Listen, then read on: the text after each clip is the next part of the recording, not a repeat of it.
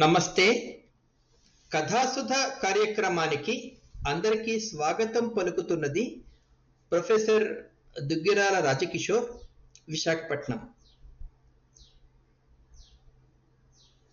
అనగనగా ఓ పెద్దాయన,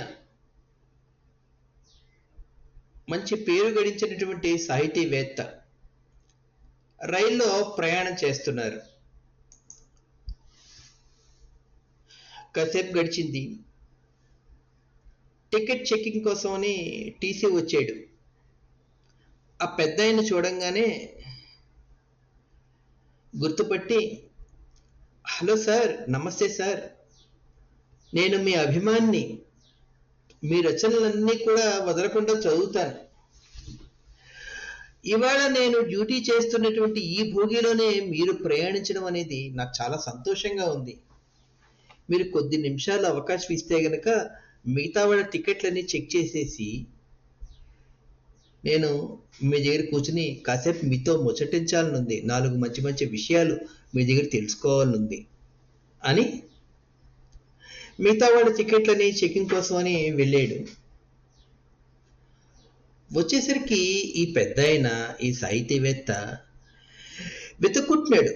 జేబులో చేయి పెట్టి చూసాడు, పర్స్ తీసి చూసాడు, తన సూట్ కేసు ఓపెన్ చేసి చూసాడు, మిగతా సంచులన్నీ కింద మీద వెతుక్కుంటున్నాడు. సార్, ఏమైంది సార్ అంటే, టికెట్ కనపట్లేదు అంటే, మీరేం గాబర పడకండి, టీసీని నేను ఉన్నాను కదా, మీకు ఏ ఇబ్బంది రాకుండా నేను చూసుకుంటాను కదా అని మళ్ళీ ఇంకోవైపు వెళ్ళాడు. వెళ్ళొచ్చిన తర్వాత కూడా మళ్ళీ కింద మీద పడుతున్నాడు ఈ పెద్ద మనిషి, ఏంటేంటో వెతుక్కుంటున్నాడు. సార్, నేను చెప్పాను కదా, మీరు ఏం టెన్షన్ పడకండి, మీరు టికెట్ పోయినా పర్వాలేదు, అసలు మీరు టికెట్ కొనకుండా ఎక్కినా పర్వాలేదు, నేను మీ అభిమానిని, మీకు ఏ ఇబ్బంది రాకుండా నేను చూసుకుంటాను. మీరు ఎక్కడ దిగాలో చెప్తే హాయిగా నాతో పాటు నా వెంటే ఉండిరండి, నాతో పాటు గేటు బయటికి మిమ్మల్ని తీసుకెళ్తాను, నాతో పాటు ఉన్నారు కాబట్టి మిమ్మల్ని ఎవ్వరు ఏమీ అడగరు. చెప్పండి సార్, మీరు ఏ స్టేషన్లో దిగాలి?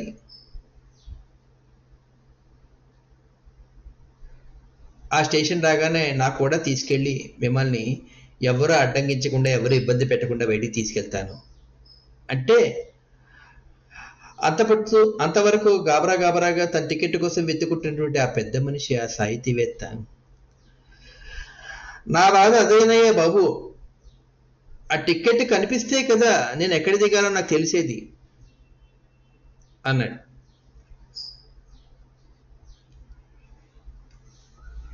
ఆ సాహితీవేత్త ఎవరో కాదు, హెచ్జి వెల్స్. ఆయన చేసిన చమత్కారం ఇది.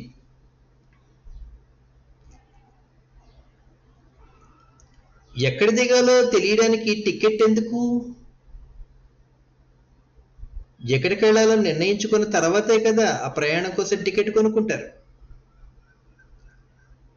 కానీ టికెట్ చూస్తేనే కానీ ఎక్కడ దిగాలో తెలియదు అంటే అసలు వాళ్ళు ఏం ప్రయాణం చేస్తున్నారో, ఆ ప్రయాణానికి అర్థం ఏంటి? ఈ చెప్తూ ఆ సాహితీవేత్త హెచ్జి వెల్స్, మనలో చాలామంది, దాదాపు అందరూ జీవితంలో ఎలా పడితే అలాగా అటు ఇటు పరుగులు తీస్తూనే ఉంటారు. వాళ్ళు ఎందుకు పరుగులు తీస్తున్నారో వాళ్ళకే తెలియదు. కింద మీద పరుగులు తీస్తూ, ఆరాట పడిపోతూ, ఆందోళనకు గురవుతూ, అలజడికి లోనవుతూ అలసిపోతున్నారే తప్పితే అసలు వాళ్ళ జీవిత లక్ష్యం ఏమిటి?